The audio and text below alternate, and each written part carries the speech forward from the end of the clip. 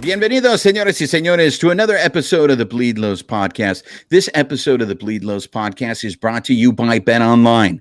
BetOnline is your number one source for all your basketball info, stats, news, and scores. Get the latest odds and lines and the latest matchup reports for this year's NBA playoffs. BetOnline is your sports intel headquarters this season, as we have you covered on all your insider sports wagering needs, from basketball, MLB, NHL hockey, golf, to UFC and boxing. The fastest and easiest way to get your betting info, including live betting options and your favorite casino and card games available to play right from your home. So get into the action today, head to the website or use your mobile device to join, and be sure to use our promo code BELIEVE, BLEAV, to receive your 50% bonus on your first deposit. Bet online, where the game starts. And joining us on the Carne Asada, this is going to be a real treat, ladies and gentlemen. He is an all-star. He's a three-time world champion, World Series MVP, and for me, I think one of the most impressive things is he's a winner of the Roberto Clemente Award, and that to me is an award that should carry a lot of significance, more significance than it already does. But he got his number 34 retired with the Oakland A's. He's a part of the Oakland A's Hall of Fame. Dave Stewart, ¿cómo estás, amigo? Yo estoy bien, gracias. Look at that. Already. He gets the show. He gets the show. Real quick, before we get into the Nashville Stars, Dave, I just want to ask you, how important is it to speak Spanish in the dugout in baseball nowadays? Well, I think, with the population of Hispanic players in the game, and they're not just part of the game. The Hispanic players are becoming the game. On every team, they're superstars in the game. I believe that it's very important to be able to speak Spanish in the dugout and quite frankly, in the clubhouse. As much as you can, as much as you can learn, I really think it's valuable. That's great. I really appreciate the effort. And your Spanish is pretty good, my friend. I've been working with a team in Mexico in the Summer League for the last 7 years, Monclova. Oh, okay. And so I've spent quite a bit of time in Monclova over the summers. And then as a young player coming up in the Dodgers organization, it was important for us to play winter ball. And so I had one winter that I played in Mazatlan, and another winter I played in Ciudad Obregón, and I played in Culiacan.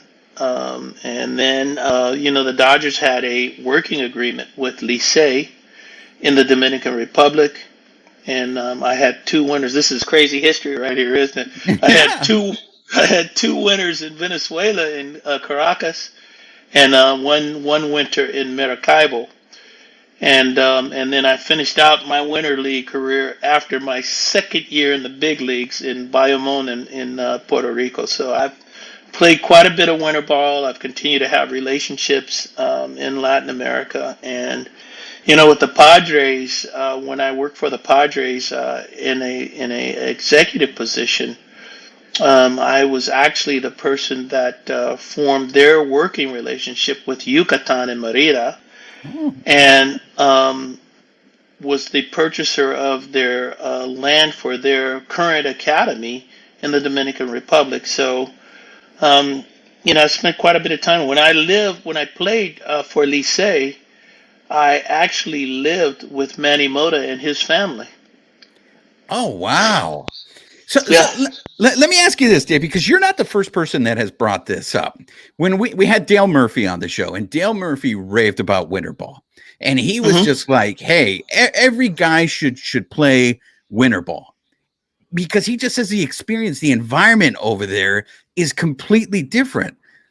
Did you sense there was a difference in intensity in winter ball compared to the major leagues, or what is the big difference between winter ball and playing in the majors with the best of the best?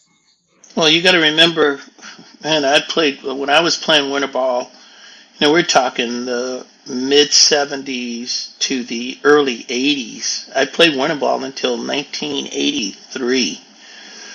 And so in that period of time, your major league players, your Dominican major league, Venezuelan major league, your Mexican major league players were playing winter ball like from day one until the end. Now occasionally in the winter leagues, you may get one of your young major league players to play from after that, what we call the second half of the season, but not full season. So when I was playing winter baseball, it was like playing Major League Baseball, and the atmosphere was electric. The fans were the stands were full of fans, and it was competitive. The cities were competing against each other. It was electric. It was a great atmosphere, and quite frankly, I will always attribute playing winter baseball to my biggest adjustment at the major league level, and not having that panic or that fear or anxiety of what it would be like to play my first major league game. I felt like I'd already had that by playing winter ball. You mentioned Manny Mota. For you young whippersnappers who are watching this or listening, and you may not know this, but Dave Stewart was drafted by the Los Angeles Dodgers. He's a product of the Dodgers. And so Manny Mota to us is a legend, and he was recently recognized at Dodger Stadium. I think it took way too long to recognize his contributions. Manny Mota, what was your relationship with him? Because to us, people know he's a great pinch hitter, but there's a lot of players, young players playing now, who say they owe a lot to Manny Mota. Was Manny Mota always just kind of like a coach, even when he was still playing? Well, he was. People who know him intimately call him Papa. Mm-hmm. And they call him that for a reason, because Manny was like a father. Like I said, I lived in his home. I ate his food. I grew up with his children. And he was so helpful to me in learning the do's and the don'ts of the game. We in the Dodgers organization separated ourselves from other organizations. We always prided ourselves in being the best. And there was a brand and a style and a way that the Dodger players played, how they carried themselves, how we dressed. And Manny was educational in helping me to understand that level of play, that level of how we carried ourselves, what we should do and what we shouldn't do. And so he was very helpful to me. How common was that, Dave? I hear stories nowadays of like young kids, especially if they're in the minor leagues, they're living with like 6 or 7 other people, and they got like air mattresses all over the living room. I mean, for a veteran like Manny Mota to open his house to you, was that common? Like when you were in the major leagues, did that still happen, or is that just a product of that era? With a current player, he was a teammate for me at that time. Believe it or not, he was not part of the coaching staff at that time. He was a teammate. He and Vic Davalillo were our left and right-handed pinch hitters at that time. And so for him to open his home to me, I just felt that it was unbelievable. I don't know if it was special at that time or not. I felt like I was being treated special, and I felt that there was an affection for me with Manny bringing me into his home and adopting me into his family. And I couldn't feel any other way than special. Well, I want to segue too, because you are a board member with Music City Baseball, and this is why we wanted to talk to you on the show, because you're working on trying to bring an expansion team to Major League Baseball, which would be called the Nashville Stars, hopefully. But you also lead a diversity and equity ownership initiative, and its primary focus is looking for minority investors, right? Well, my primary focus is looking for investors in general, because, we're not separating how we fund this team, but my goal, I would like to break another barrier in baseball, which is to have majority black ownership with focus on diversity, equity, and inclusion. And so it's my primary focus is to try to put together that group of minority candidates out there that are of high net worth, that have an interest in sports and have an interest in sports ownership and have an interest in sports ownership with one of the oldest professional games that have been played, which is baseball. And so that's where my focus is. Um, and, Major League Baseball, 75 years after Jackie Robinson, we still don't have black ownership. And I don't really think that we have in the sport what I would call diversity, a diverse ownership group. And that's what we plan to put together here, with the focus being on minority black ownership, but diversity, including everybody, to help make this a change in Major League Baseball. Well, my co-hosts weren't able to join me, but on this show, this is produced. Everybody on here, we're all Latinos, right? Mm-hmm. And I think sometimes we get the word diversity is viewed as a bad word, which I don't Mm-hmm. understand why. I think being diverse brings different opinions and it makes the product better. So Exactly. when you are saying, you're looking for diversity, do you get grief sometimes? Do people ever go up to you? Well, why does it have to be diversity? Why can't you just get the best for the job? Well, most people, and I'm not. The truth is, I'm not catching any grief at all, believe it or not. And we're in Nashville, Tennessee, which you would think, when you speak about diversity, black ownership, you would think that it's coming out of the woodworks there. But Nashville is a changing city. The growth and the migration of people from across the country, California, Arizona, Los Angeles, people are moving there and they're migrating there. We get some of the major businesses are coming there with Oracle and Google and Apple, and they're all creating a bigger and larger presence there. And because those things are happening, Major League Baseball is looking at Nashville as being a major territory for Major League Baseball, the major market for Major League Baseball. And so, no, you're right, though. When you speak about diversity or a diverse ownership group, people think that it does not include Caucasian, it doesn't include white, that it's exclusive of them versus inclusive of them. I see diversity in the exact same way the exact same way that you do. It's inclusive of everybody. But once again, I've also prefaced it. This may be the area where I catch a little grief when I say majority minority black ownership. People look at that and they think, when we're talking about white people, Caucasian, they think that we don't want them to be involved or be included, and that's not the case at all. That's why, I have stressed that there is a focus on diversity and inclusion in this effort. And so, when we put this group together, as you said, it will be a group of all people. 51% is the focus of black ownership, but then there's another 49% that includes everybody. Yeah, I mean, look, to me, you're preaching to the choir, and one of the things that I want our audience to know is this isn't something new to you. This is something back in as of early 2000, you were talking about this kind of stuff. Yes. You were a GM, you were the general manager for the Arizona Diamondbacks, and for the fact that out here in Los Angeles, Magic Johnson is part owner.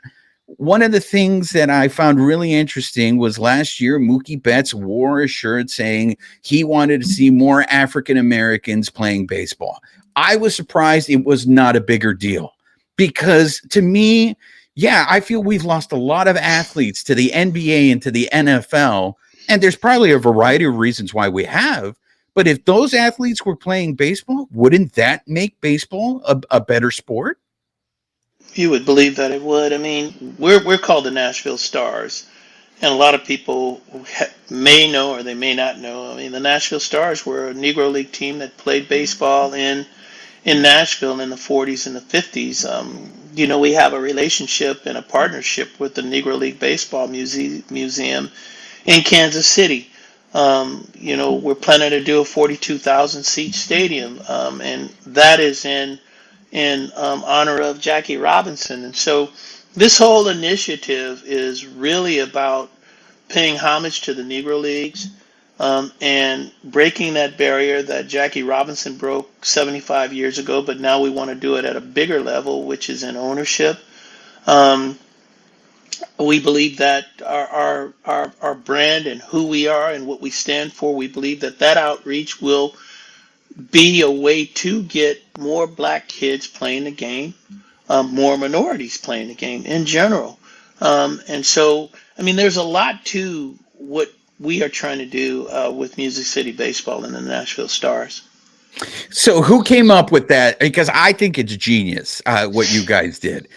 Because not only now do you get people talking about the Negro Leagues, remembering those players who were great that didn't have a platform back then, and a lot of people didn't know them. Out here in LA, I wish the Dodgers would do that more. There was a Mexican team called the Choriceros that were here in LA before the Dodgers.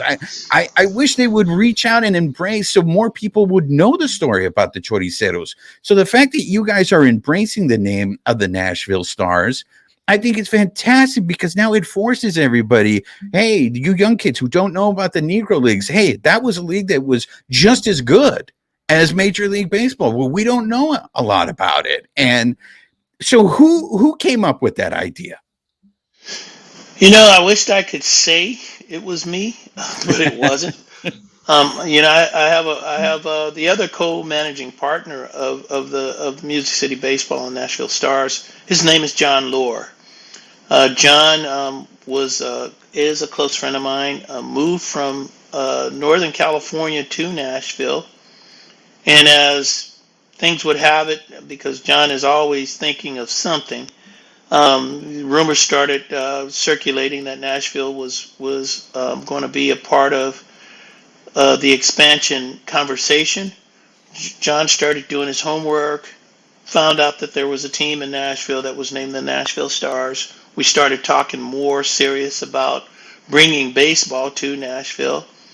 And I connected John with my close friend Bob Kendrick at the Negro League Baseball Museum. We started talking about who the Nashville Stars were, because if you know a Negro League Baseball, there were a lot of stars, but we found out that there was a team in Nashville called the Nashville Stars. John sought out who owned the name. He found the people who owned the name, purchased the name from the two women, and that's how we became the Nashville Stars. So how soon would we have a decision as to whether you guys get awarded an expansion team? Well, it's always been around what the A's and what the Tampa Rays do. The A's have now moved at least their focus from downtown Oakland, the Howard Terminal area, to Las Vegas, to possibly building a stadium in Las Vegas. And so let's for the time being say the A's are now off the market, and they have potential to build a stadium in Las Vegas. Tampa was also they were facing the same predicament as the A's. They need to find a new facility to play baseball in, and talks, from what I understand, are going well in Tampa to build a new stadium. There's a group in Orlando that's talking about possibly taking the team from Tampa and moving them up to the Orlando area in a new facility. But once Tampa has figured that out, then the conversation of expansion will start to surface even more. But we got some pretty good momentum when Oakland announced that they were moving to Las Vegas. We started to get some pretty good momentum, and we expect that it will really heat up once Tampa declares what they're going to do. So, Dave, why not relocate some of these teams, like you had mentioned, who are struggling instead of expansion? I mean, is there an appetite? Is 30 teams already seems like it's a lot of teams in the league. Do you think the game will improve with more teams? Well, I believe, as the commissioner does, and this has been a part of Rob Manfred's program since he took office, he's always talked about having a two-team expansion at some point in baseball. He feels that it's a better fit with two teams. He's talked about realignment of baseball in general, which means you would have more divisions. Um, and um, and so, I mean, Tampa or Florida, they're really a good market for baseball. And so, if you're in Nashville, which we are closer to the east, you'd be talking about, with Tampa and their stadium issues. Tampa, you would think is a likely team to talk about relocation, but at the same time, you'd be taking Tampa out of a great market. Once again, a growing area. People are going to Florida in bunches. And it really is. North of Florida is a great market for baseball. So, Tampa will remain there. In Oakland, um, that would be exactly what they're doing. They're going to Vegas, which I believe that Vegas was one of the focuses of expansion as well. And so, what the commissioner would probably have to do is focus on another territory for expansion. But it has been his plan since day one to have a two-team expansion. So you've been engaging with a lot of the people of Nashville, right? Because it's important for you that this franchise represents those people of Nashville. Mookie Betts is from Tennessee. We've talked to Mookie. Mookie has told us that where he lived, it was a melting pot. And you even mentioned yourself that Tennessee is changing. Is there a huge appetite for baseball in Tennessee? It seems like it's football country over there, but is that the little known secret that they're baseball heads over there in Tennessee? I mean, you would think that, but Memphis has an NBA franchise there that is doing well. In Nashville, the city has the Titans, but they also have hockey. And who would have thought that hockey could come to Nashville and be successful? And it has been. Over the last 2 years, they now have a soccer franchise that's doing well there as well.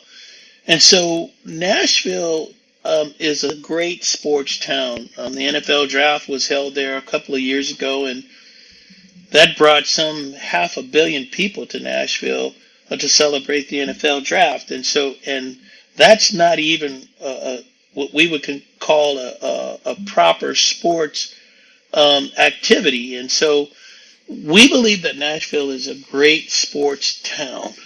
The winter meetings have been held in Nashville over the years. For as long as I can remember, winter meetings have been held there.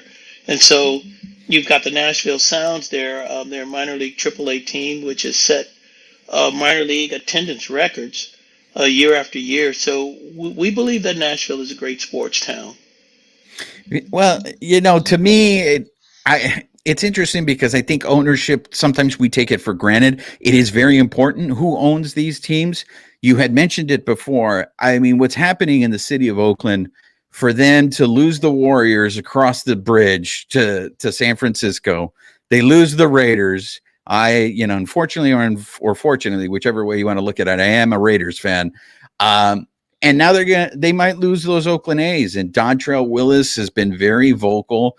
I mean, that is a franchise that you had key moments of your career with. There's just no way to save that situation in Oakland, right? I don't think so. I'm like Dontrell. I mean, I hope and I pray that something will change, and that they will turn their focus back to the Oakland area. Um, the original ballpark that they had talked about in the ballpark area, they were talking about 55 acres of land in downtown Oakland. Now they've been reduced to Las Vegas of 9 acres of land. Um, and so, I mean, it's not even apples for apples. This is literally apples and oranges when you're talking about amount of land that you had in Oakland to do a stadium and a baseball atmosphere versus what you're getting in Las Vegas. Um, they've had binding agreements in two different places now, and now they finally settled on a third place. There's still some separation in how they're going to raise enough money to do the stadium. So, I mean, it's not a done deal yet. The city of Oakland, the mayor has said that if Oakland wanted to open up conversations, that they're more than welcome to do that, that they're close to having the situation done in Oakland, that they can get a stadium done. They believe that they can get a stadium done within the next 2 years there. So Oakland is open to having the A's back and to negotiate this thing down in its final stages. Las Vegas, they're going to have to raise more money there to get this thing done. And as I said, I'm born and raised in Oakland. My number is retired as an Oakland A there. The best years of my career were held in the 8 years that I played for the A's. Being a native and growing up on the A's, I'm hoping that they can figure out a way to keep it in Oakland. I mean, you mentioned you're born and raised in Oakland. I think the perception with the A's leaving is that, well, the fans didn't support them. And I that's just not been my experience in Oakland. I feel like those are diehard sports fans there that will support their teams. How did the situation happen, Dave? I mean, I know I've been to that stadium. That stadium, I don't want to say it's a dump, but you played there. Is that a stadium conducive to playing baseball? Well, it was when I played there, yes, but I played there in the mid '80s. It is not. It's not a great place to play baseball today. And so they definitely need a new stadium to play in for sure. The fan base that was there when I played, we were 35 to 50,000 strong every day, similar to what you get at Dodger Stadium.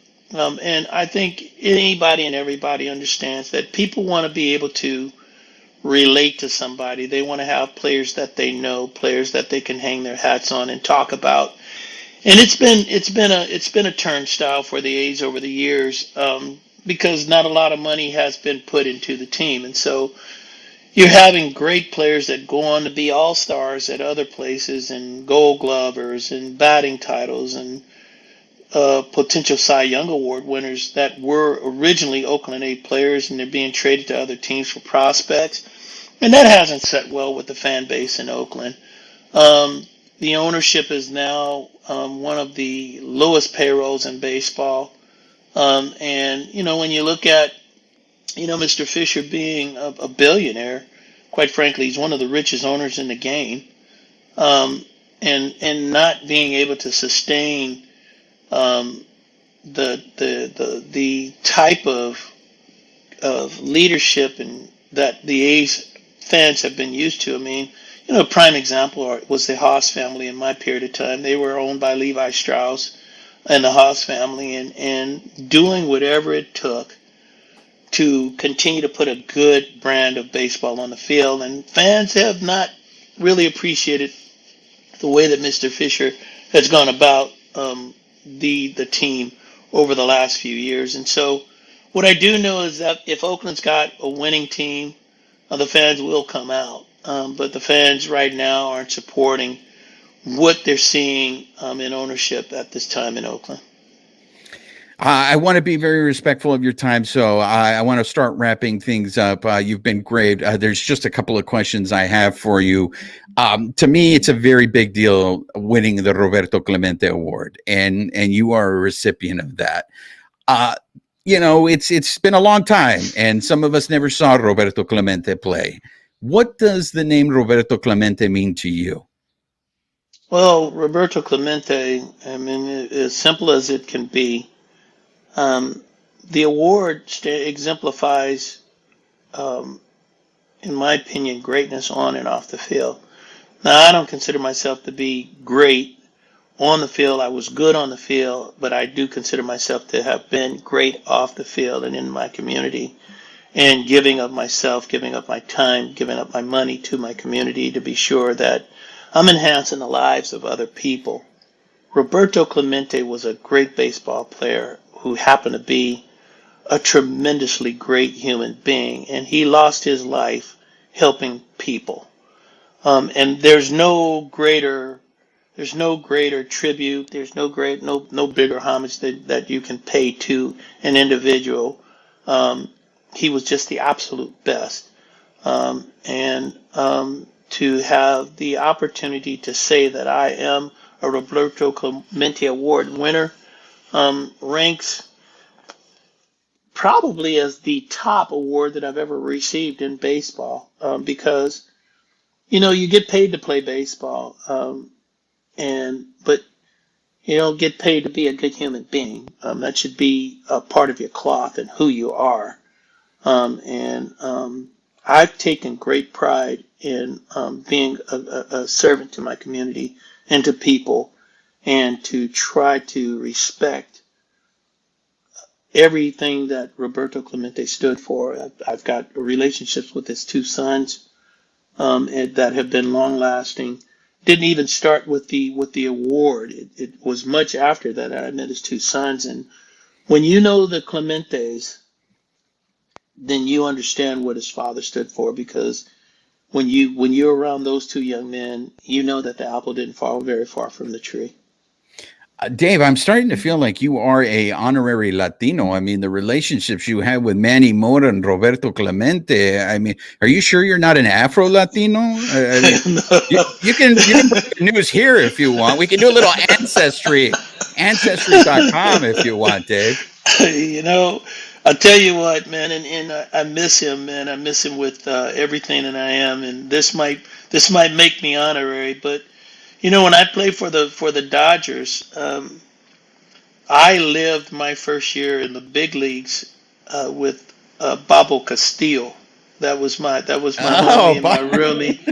And Babo, he gave me a bedroom in his house, and I lived with Babo my first year in the big leagues. And so Babo and I, man, we were thick as thieves back in the day, all the way up until the day that he died. Many meals at his mother's house on Sundays after the day games, and riding around with Bobo through East LA, and getting an opportunity to know all of the people that were a part of his youth and of his life. I kind of feel like I'm honorary. I'm so, and for those of you guys who don't know who Bobo is that he's referring to, it's Bobby Castillo. Dave, I feel like Bobby Castillo has become a footnote because everybody just sits there and talks about the fact that he taught Valenzuela the screwball. Can you tell us something about Bobby Castillo so people can remember him for more than just being the guy who taught Valenzuela the screwball?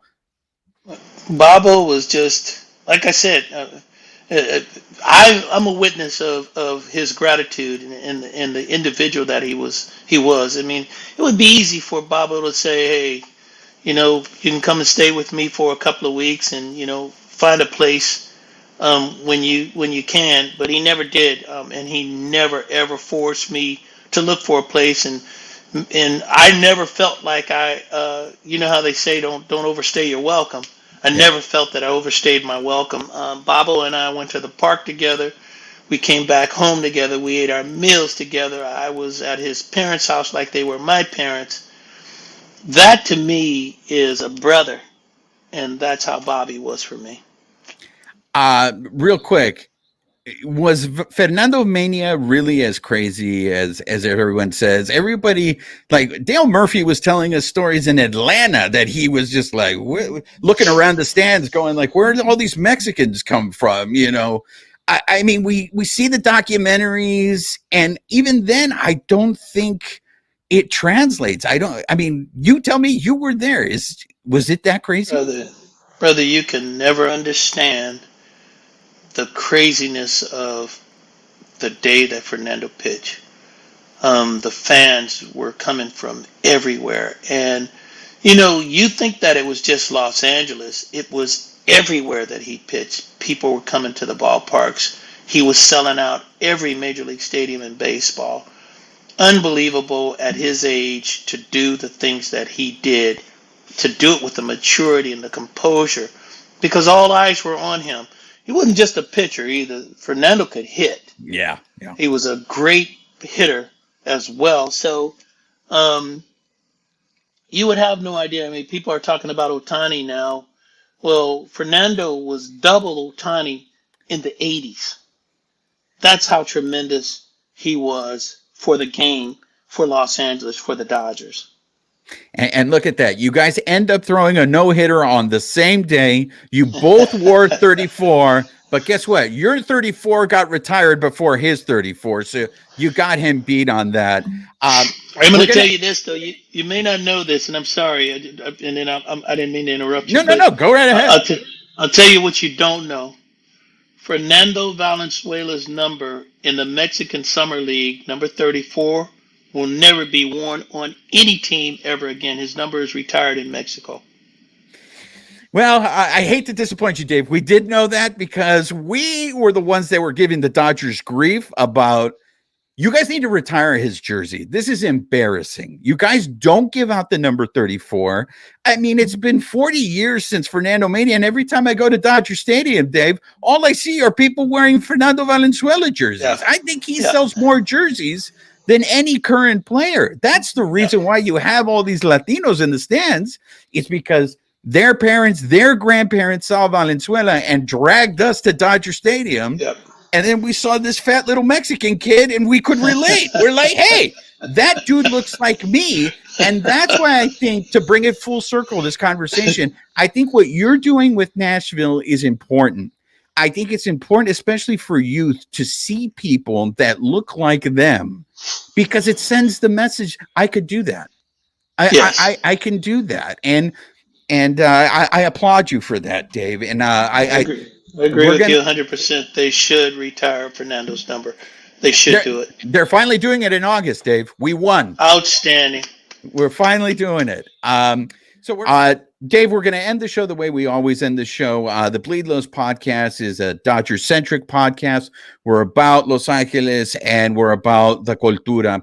So these are rapid fire questions. We call these our kickback questions because in the carne asada, we just like to hang out and chat with our friends about baseball. So these are quick fire questions. You can give us a longer answer if you want. First one. The nickname Smoke may be the greatest nickname ever. Who gave you that nickname? Please don't tell me you gave it to yourself. No, I didn't give it to myself. Actually, the guy who gave me that name, we played together in Little League Baseball, and he was a Dodger as well. A guy named Michael Tack Wilson gave me that nickname when we were in Little League. So you were throwing heat in Little League too? I was a catcher then, so I was throwing it from behind the plate to second base. That's great. I have to ask you, this is just me, my personal question. You played with Ricky Henderson. Did Ricky Henderson refer to himself in the third person even when the camera wasn't on? Was he pulling the Ricky on you guys in the locker room?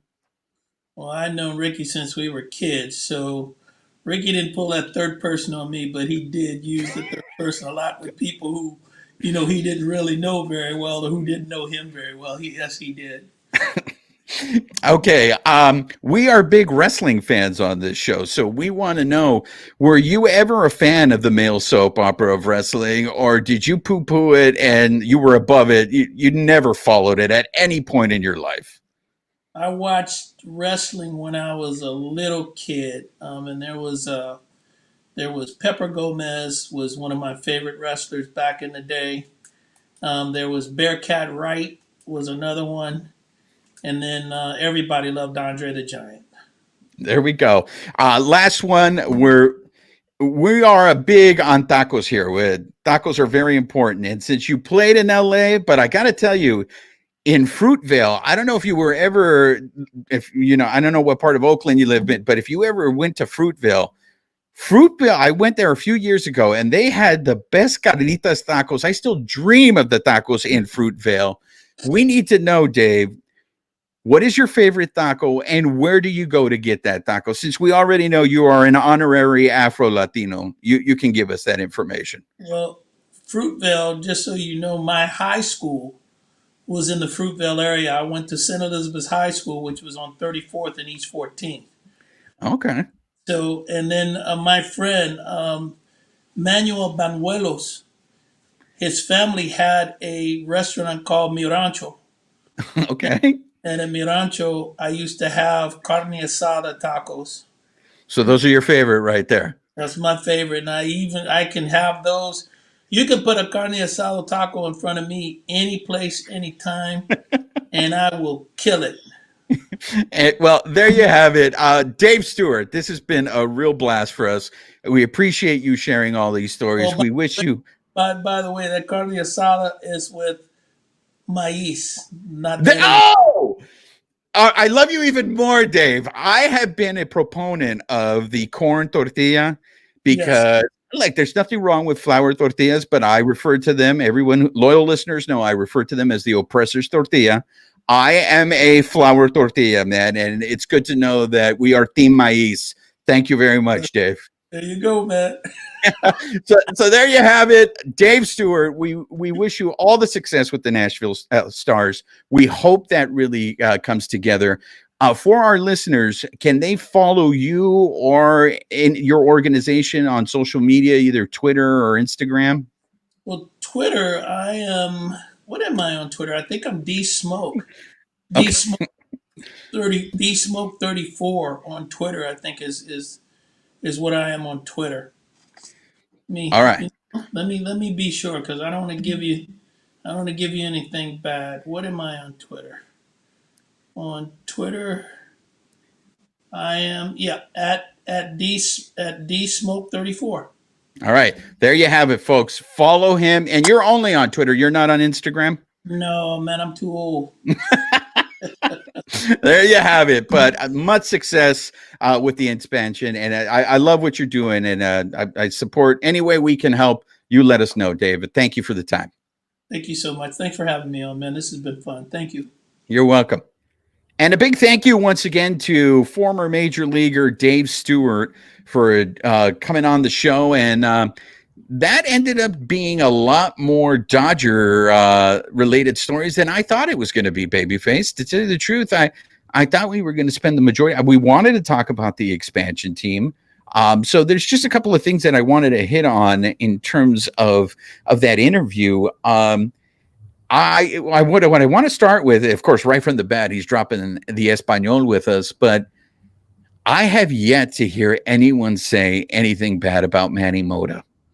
And he was recently honored at Dodger Stadium. They put him in the Legends of Baseball for the Dodgers. And now I'm starting to think maybe that took a little too long to honor Manny Mota. Like everyone that we talk to just raves about Manny Mota. Manny Mota is on our Latino Legends of Dodgers baseball shirt, which is available on our Bleed Los website. So if you want to get your merch, if you want Bleed Los merch so you can rep it in Las Calles, make sure you go to the website. You can get the Friend of the Carne Asada shirt that James Outman was wearing the other day and getting the Bleed Los bump. So if you need the Bleed Los bump in your life, go get those shirts. But Babyface, were you aware of the connection between Dave Stewart and Manny Mota? I wasn't. I mean, and it doesn't seem like a natural connection, right? Because Dave Stewart is a pitcher, right? And yeah, so he was a reliever at that time when he was with the Dodgers. Yeah, so it's like, usually like the hitters and pitchers, they usually don't really ever like cross paths, right? The guys we've talked to, like, they're like, oh yeah, we talk every once in a while, but there's really no passing of those, those players, right? So yeah, it's kind of like, whoa, like Manny Mota was like, one of his mentors and took him in. So it's like, yeah, that's pretty interesting to find that out. Do you think that still happens today? Do you think that players take in other players the way like Manny Mota and feeds them and I mean, because we heard it a couple of times from him.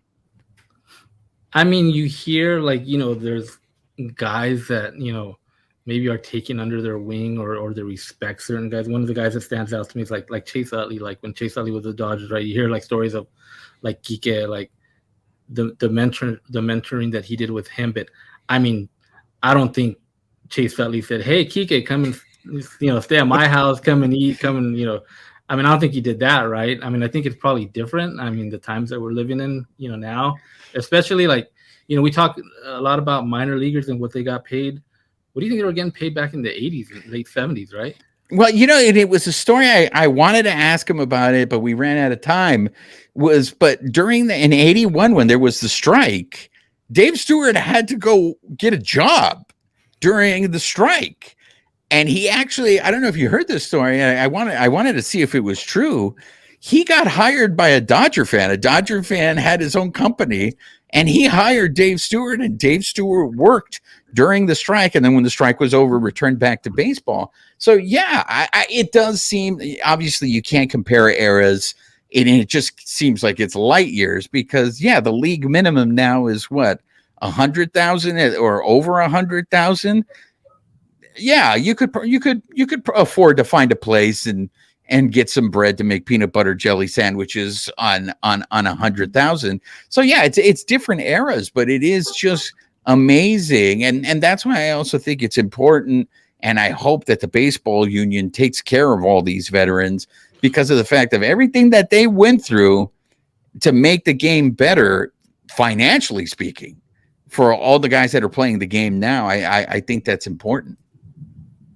Yeah. But like you said, I mean, I didn't expect all those like Dodger stories that we got from Dave Stewart, right? Like when we contacted him to talk about, mainly about his expansion team bit. I mean, it just shows that connection still to the Dodgers, right? He has all these great stories of past Dodgers, Manny Mota, Bobby Castillo, right? Like you mentioned, Bobby Castillo. All we remember Bobby Castillo for was what? Teaching Valenzuela how to throw the screwball. Yeah, and obviously there's a lot more to Bobby because every person that I've ever run into or ran into or knew Bobby Castillo, they all speak the same about him, just very highly of who Bobby Castillo was. We should really do a Bobby Castillo tribute because Bobby Castillo was there before Valenzuela. Like, we all credit Valenzuela for bringing the Latinos to Dodger Stadium, right? But Valenzuela was a Mexican. Bobby Castillo, correct me if I'm wrong, he was a Chicano. He was Mexican American, right? Mm-hmm. So maybe we need to make a Bobby Castillo shirt just so people remember the importance that Bobby Castillo was not just the guy who taught Valenzuela the screwball. That, honestly, to tell you the truth, was my favorite part of that interview with Dave Stewart. The way he talked about Bobby Castillo. And for those of you who are listening to this podcast, go to our YouTube channel because you can see the look on Dave Stewart's face when he starts talking about Bobby Castillo. You could tell there was an affinity that he had for Bobby Castillo that was genuine, and it was something I did not expect. I had to tell you, I always thought that Dave Stewart, and maybe it was because of the way he pitched, the way he looked on the mound, I thought he was a hard ass. I thought he was like an angry dude, and I just thought, oh man, we're going to get him in this interview. He's not going to want to talk about anything. The minute I ask him about the 1988 World Series, he's going to probably end the interview and just like blow up in my face and blow me up like Popovich. But it was the opposite. He seemed very like just tranquilo, man. He was just like, and to listen to him talk about Bobby Castillo, that I loved it, man. And it's stuff like that I really enjoy talking to people when they throw you that curveball that you don't expect. Yeah, I mean, if you remember, go back, look at that 1988 World Series Game 1. You see Dave Stewart on the mound, just the intimidating presence that guy had on the mound. I mean, you look at him just like straight face, like he was angry. He was out there to get outs, and that's all he wanted to do, right? And beat you down, and that's who he was. I said this to him off air. Like he was one of the guys that I remember. Like I remember him as a kid, and I don't know why. Like I think he became like one of my favorite players because he threw that heat, right? I mean, he was just a reliever, and then years later, like he shows up on the A's, and like he's like, Cy Young type pitcher, right? Winning, postseason games. And I'm like, man, we had this guy. Like now he's out here, like trying to beat the Dodgers. Like it was crazy. And I told him too, like, back to Bobby Castillo, my next door neighbor and Joey, I think it was Joey Rodriguez in El Monte. If you're still out there, he would always tell me that was his uncle, that Bobby Castillo was his uncle. Uh-huh. And I was like, okay, cool. Like, I never like questioned it, and I never saw him there or anything, but like I was like, hey, cool, he's your uncle, cool. Like, but that's what they always would tell me, that his mom and him were brother and sister. To this day, I don't know if it was true or not, but yeah, I went with it. It was cool. It was a cool story. Like, oh yeah, he's related to Bobby Castillo, my neighbor. Yeah, I mean, it was just a really nice surprise. And then to hear him talk about Fernando Mania, he beat me to it. I was going to ask him to compare it to Shohei. Like, what's it like for Shohei, right? Because here it was like, man, what Shohei's doing, it's the only reason to go to an Angel game, right? It's like, if Shohei's pitching, I'm going, right? To go see Shohei. And then to hear it from a guy who was there to say, hey, what Valenzuela was twice what Shohei is. I think that really puts it into perspective. Like, there's nothing that we're never going to really be able to understand that unless we were there, because everyone we talk to says the same thing. Nothing does it justice, man. I can tell you how crazy it was, but it's still not going to show you how crazy it was. Like, this was a completely rare phenomenon. Yeah, and this is in the day of no cell phones, no internet, right? To get a call to call to Mexico, it was like you had to call like the operators and try and get a punch a call through to Mexico, right? And so Fernando Mania imagine it in this time, Fernando Mania, and like people in Mexico, it wasn't like he was over here and nobody even knew what was going on in Mexico, right? Like everybody knew what was going on. So, I mean, that's how big it was in a time when, I mean, literally, I mean, it was nothing like today. Nothing like you could send a message across the world in a second, right? I mean, it was impossible to do that back then. Absolutely. I look, the reason why we had him on was to talk about the Nashville Stars. One of the things that I really liked about it is the fact that they embraced that Negro League Baseball name. I think just for historic purposes, just because it brings more attention to the Negro Leagues. I myself claim a lot of ignorance when it comes to the Negro Leagues. I don't know as much as I should know being a baseball fan. And that's why when I told him, I wish the Dodgers would embrace the Choriceros more and mention the Choriceros, because I think that's an important part of baseball in Los Angeles. The Choriceros were here before the Dodgers. And that's why I love what the Marlins did with their City Connect jerseys. And that jersey is aligned to, and I forget what the name, but it's a Cuban baseball team. And it's reflective of the city, right? They acknowledge all the Cubans that live in that city.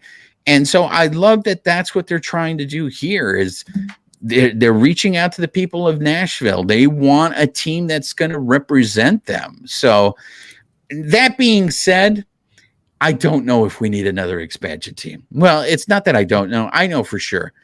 I don't think we need. There are going to be 2 more teams. It's going to be 32.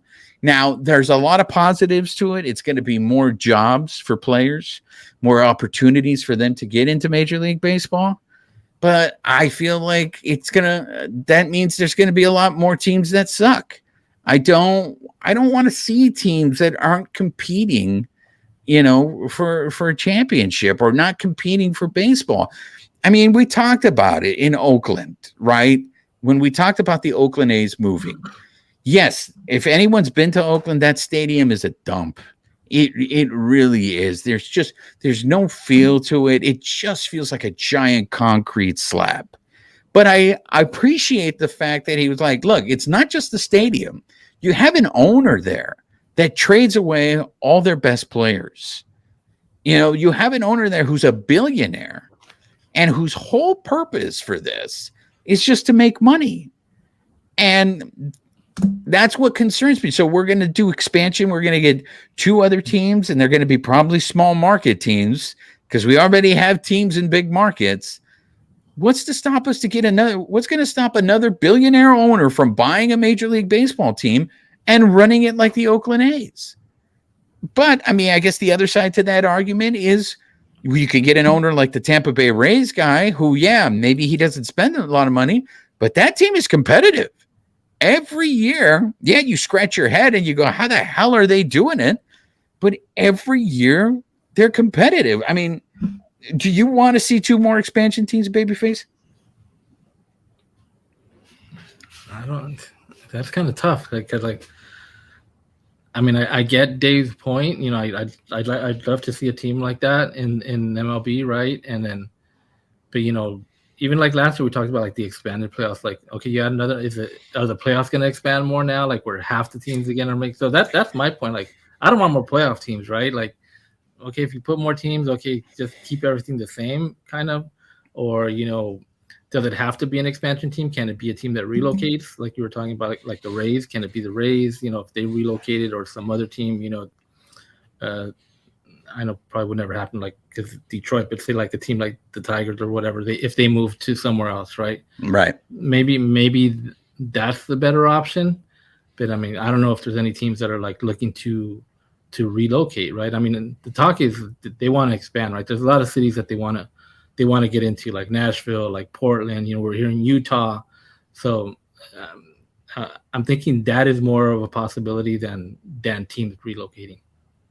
Yeah, I think I don't know, man. I just don't think with the fact. I mean, you look at the AL East. You got 5 teams that are all over 500. I mean, that is a tough division. There is not a weak team in that division.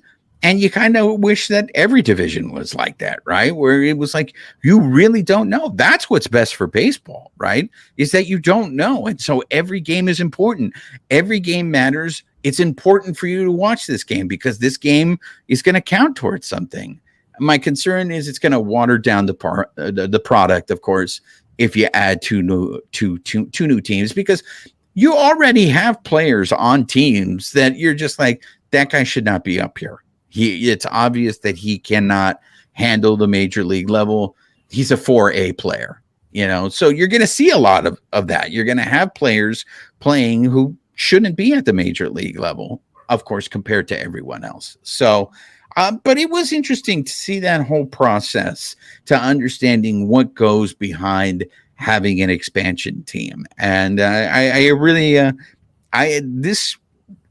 this interview did not go the way I expected it. I really was surprised by just how forthcoming he was, especially because I always had the reputation not the reputation. I always was under the assumption he hated the Dodgers, and he got traded from the Dodgers to the Rangers. And do you know who he got traded for? He got traded for Rick Honeycutt. Oh, for Honeycutt. Okay. He got traded for, and at that time, Rick Honeycutt was a starting pitcher. And at that time, the Rangers got killed because they said they gave up too much. They gave away Honeycutt, and all they got was Dave Stewart. And he wasn't with the Rangers very long. He got booed. He got booed with the Rangers, and he told the fans that they were idiots. And then so the owner was just like, get him out of there. So then he goes to Philadelphia. And then he doesn't play he doesn't pitch very well with the Phillies. And then the Phillies eventually let him go. And it's like you had said, it wasn't until he got to Oakland, and it was 1987, that he actually, because he was a reliever for the most part. But in Oakland, he started pitching, and then 87, he started showing signs. And then 88, he had that short period of time where he was really good. And the dude won 3 World Series. Can you name the 3 teams that he won the World Series with, Babyface? The A's? Yes. Blue Jays? Yes. Who else did he play with? A's, Blue Jays. I can't wait until you get this one, because you're going to be like, really? I'm going to give you 5 seconds. Do, do, do, do, do, do, do. Do do do do do do do do do do do do do do. Who was it? 1981 Los Angeles Dodgers. He was too easy, right? Yeah, you missed the easy one. I was thinking more of his time where he became a starting pitcher and was winning like that, not when he was with LA. But he was a part of that 1981 team. He was a reliever. He pitched in the World Series against the Yankees. I mean, he only had 2 appearances in that series, but they were shutout innings that he pitched. So he won himself a World Series with the 1981 Dodgers. He was a part of that team. And then, of course, he won one in 89 with the Oakland Athletics. and then he won one in '93 with the Blue Jays of Toronto. So, I mean, he's got an accomplished resume. I don't think he's a Hall of Famer. He's only won 165 games. But I mean, it's still kind of an impressive resume. I mean, he was an all-star, and he won. He's a World Series MVP. He's won like ALCS MVP twice. So, I mean, this is one of those things that you can look back at your career and go, I did pretty good for myself in Major League Baseball. I mean, and it's pretty impressive, like I said, because, he came up in early 80s, right? Late 70s, right? He was on that 81 team. But, he said he was a reliever from that time, 81 to 80, to went to Oakland. Then he had that span of 5 years. Like, he was one of the most dominant pitchers in the game. He was winning 20 games almost every year. And like I said, I was surprised he didn't win the Cy Young. But he was in that 5-6 year span. He was like one of the top pitchers in the game. Yeah, absolutely. And then the other thing we didn't get a chance to get into, and obviously sometimes we have a short amount of time with people, so we don't get to everything that we wanted to talk to him about. I probably might have been able to summon up the courage to talk to him about the 1988 World Series. But what I really wanted to talk to him about was after he stopped playing, he was actually a sports agent. He started a sports agency. And do you know the two Dodgers that he represented? So him and his wife, as we're talking about, his wife Lonnie Murray, they were they're agents. They represented Matt Kemp. That's correct. And do you know the other Dodger that they represented? Who's the other Dodger? Was it Loney? No. Chad Billingsley. Oh, Billingsley, yeah. They represented Chad Billingsley. Do you remember when people said Kershaw and Billingsley were going to be the new Koufax and Drysdale? Yeah. As we've learned from the Dustin May injury, sometimes things just don't work out the way they're supposed to work out. But yeah, so I mean, he's had a pretty impressive career, man. I mean, not only being a player, but he was a pitching coach. He was the pitching coach for that Show Pods team that made it to the World Series in 1998. And then he was the GM for the Diamondbacks. I mean, he wasn't the GM for long, and now he might end up being an owner of a Major League Baseball franchise. And I mean, when you look back in your life and you can say you've accomplished all those things, I think you've had a pretty good career. Yeah, I mean, like you said, he started out as a reliever and didn't. Hey, who's this? Just another guy, right? Another guy on the spot, right? And like I said, he worked and he really took off and had a great career in baseball. And now he's doing stuff out, after baseball, still in baseball, and still building up a pretty impressive resume. Yeah, I mean, if we ever have him back on the show, I definitely want to ask him why he wanted to throw a baseball at Steve Sax's neck. I wanted to see if that story was true. But the most valuable lesson that I think we took away from that interview was that Dave Stewart is a tortilla de maíz guy. So he's a good person. That's another one for our side, which is the right side. So that's going to do it for this episode of the Bleed Lows podcast. For those of you listening on the audio portion, make sure you're subscribed to the podcast. That way you can be alerted to when we drop new episodes. Also, subscribe to the YouTube channel so you can see what I'm talking about. When you see Dave Stewart's face, when he's talking about Bobby Castillo and you see that smile, and you can literally see it was taking him back to a point of his life. So subscribe. If you want Bleed Lows podcast merchandise, go to the Bleed Lows website and get yourself some gear. Yo ha sido su servidor Juan Ramírez de parte de mi colega Babyface. Nos vemos para la próxima. This episode of the Bleed Lows podcast has been brought to you by betonline.ag, where the game starts.